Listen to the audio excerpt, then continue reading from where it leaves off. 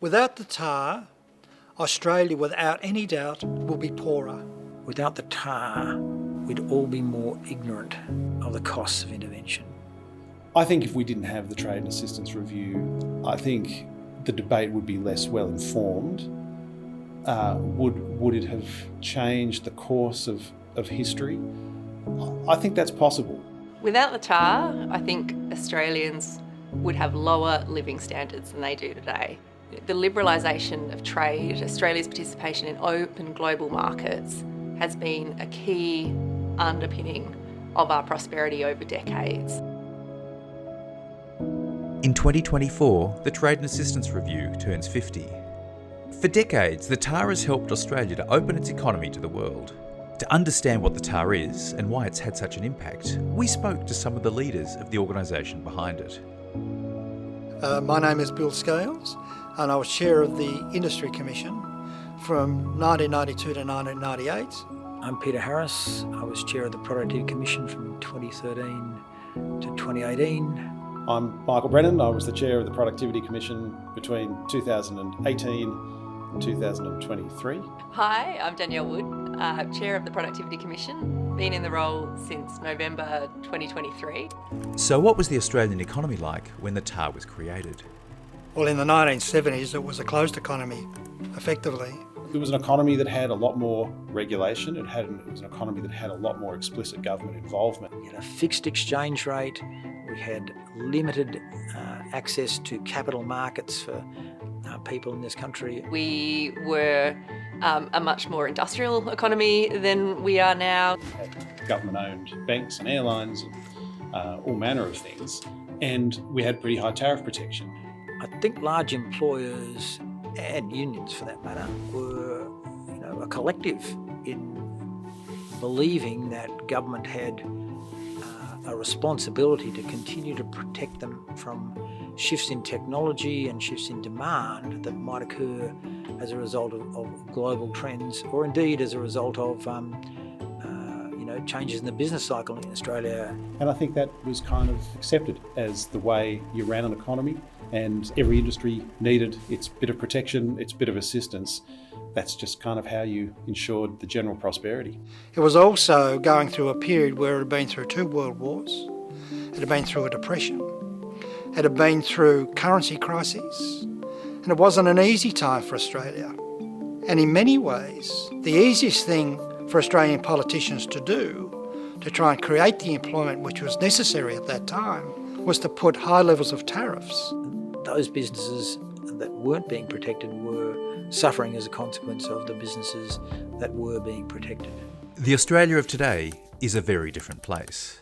So Australia has changed dramatically since those times. And you look at where the jobs are, overwhelmingly it's the services economy that employs Australians. Really big exporters in Australia, mining industry, obviously, but then a set of services industries in international students and international tourism. We have decent amounts of export in other services, legal services, accountancy services, that kind of thing, particularly within the region. Although it's much maligned, manufacturing still plays an important role in this country. Because its productivity has improved, its employment is less. Data shows we had an ever-increasing level of both income and wealth from our economy being more liberal and being able to employ more people than it previously could, and enable us to respond readily to global shocks.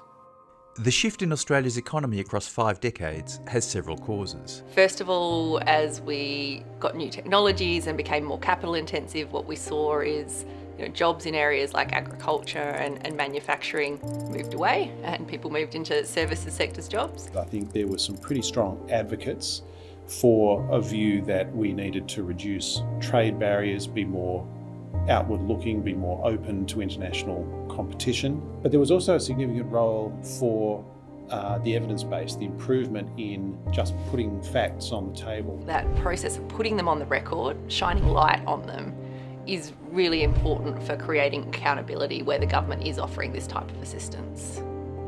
The Trade and Assistance Review helped to drive reform. But just what is the TAR? I would describe the Trade and Assistance Review, or as we like to call it, the TAR, as a list of the various industry support. It is there to document the level of assistance that different sectors receive as a result of government policy. It chronicles, across tax concessions, government spending, subsidies, the different ways in which governments provide supports to particular businesses or industries. I think one of the most valuable things that TAR does is it provides numbers in an area where assertion dominates and naturally dominates. It's important because it's a contemporary document. It's able to be reviewed every year. It's published every year. So it gives us an understanding of the nature of change over time. We know that industry assistance can pop up for all sorts of reasons, and businesses are very good at turning up to governments and asking for forms of assistance. But regularly going back and thinking, does this make economic sense? Am I getting bang for buck? Is a really important exercise in making sure that we are making the best use of taxpayers' money. For decades, the Tariff Board had advised the government on tariffs for particular industries. But during the coalition governments in the 1960s, arguments over tariffs were running hot. Alf Radigan, as the chair of the then Tariff Board and then IAC, played a particularly pivotal role. He had a poor relationship with the then Deputy Prime Minister, Blackjack McEwen, who was a great advocate of agricultural protection, in particular, protection all round. Alf Radigan really was at the vanguard of identifying the costs associated with that. In 1974, the Industries Assistance Commission replaced the Tariff Board. The Trade and Assistance Review started its life as part of the inaugural annual report of the IAC. The Whitlam government wanted the Tariff Board to actually take a much broader view of the reforming role that Australia needed to play to place itself in a contemporary environment.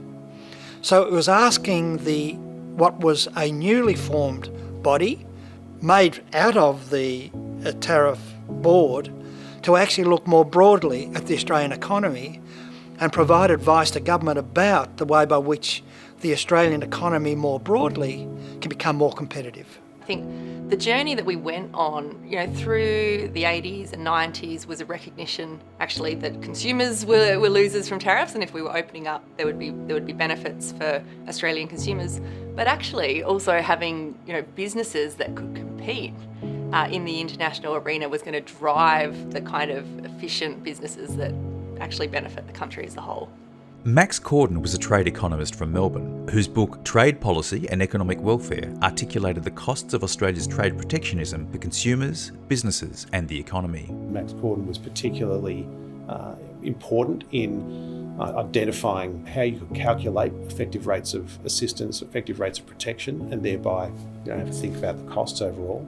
The effective rate of protection was the political and economic underpinnings of the reforms of the 80s and 90s. It basically argues that the assistance provided to an industry is determined not only by the rate of tariffs that apply to that industry, but also the tariffs that apply to all inputs to that industry. The effective rates of assistance were pretty high. So the automotive tariff was getting close to 100% in effective terms. There were very high rates of tariff protection in areas like textile, clothing and footwear.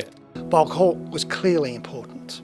Bulk hawk, people often forget, was an important part of the intellectual underpinnings of the reform process of the 80s, but that began for him in the late 1960s and early 1970s.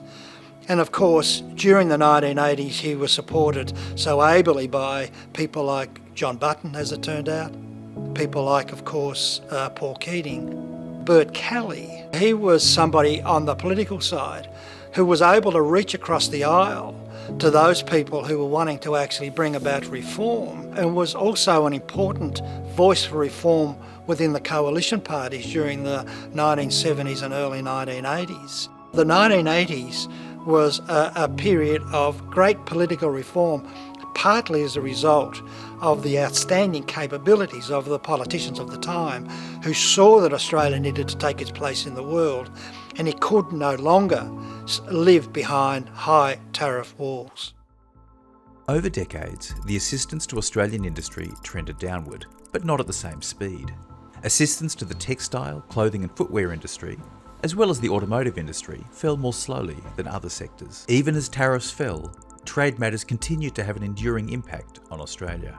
In my time as chair, we did see the rise of populism and its expression in increased attempts to protect economies from competition globally. I think the PC helped politicians come to terms with the fact that engaging with protectionist sentiment was quite risky for Australia. Since 2000, Australia has entered 17 trade agreements. While this has reduced some trade barriers, it has also created a so-called noodle bowl of complexity. It was an issue the Productivity Commission investigated in 2010. Nuisance tariffs are something that the Commission has been talking about for a while through the TAR and through other reports. Nuisance tariffs are those tariffs that have fallen to very low levels and such that particularly by virtue of a number of the preferential trade agreements that we have with other economies, have now raised so little revenue relative to the compliance cost of dealing with both paying the tariff but also claiming exemptions under various arrangements that we have. So we've been shining a light on this issue. We were really delighted when the government announced that it was actually abolishing a whole range of these tariffs from the 1st of July this year. As the TAR turns 50, it continues to put a spotlight on the impact of industry assistance. What we've seen is a rise in what we call behind-the-border measures. So this is things like subsidies to industry, tax concessions, local content rules. There is any number of different ways that these kind of measures can proliferate. If you can identify what the barrier actually is, what the rules actually are, everybody can see it and you can weigh up the costs and benefits, that's a good thing. And that's a problem with some of the behind the border stuff because it's a little more opaque. Today we're looking at providing assistance in the transmission towards a low carbon economy. Now, that's quite a reasonable thing to do because we don't have a pricing system in this economy which reflects the cost of carbon. Assistance is always going to be provided. It should be provided on the basis of common understandings about how much it costs, both in dollar sense, but also in terms of the skewing of resource allocation away from other parties who could otherwise have used that assistance better. Look, I think we are in an era where industry assistance is, back in fashion in a big way, and that's a global trend, and that's responding to concerns about climate change and trying to get industries ready for the green economy. It's also responding to changes or concerns about supply chain resilience and security. And we are not immune to that. We've got a $23 billion Future Made in Australia program, which is picking up on those themes. What I think is really important in those debates, that we continue to go back to the need for rigorous decision making, the need for guardrails around these types of policies, constantly thinking about value for money, and that kind of exercise in shining a light on what governments are doing is something that the TAR has been doing for 50 years. The Productivity Commission continues to produce the TAR each year. To find out more, visit pc.gov.au.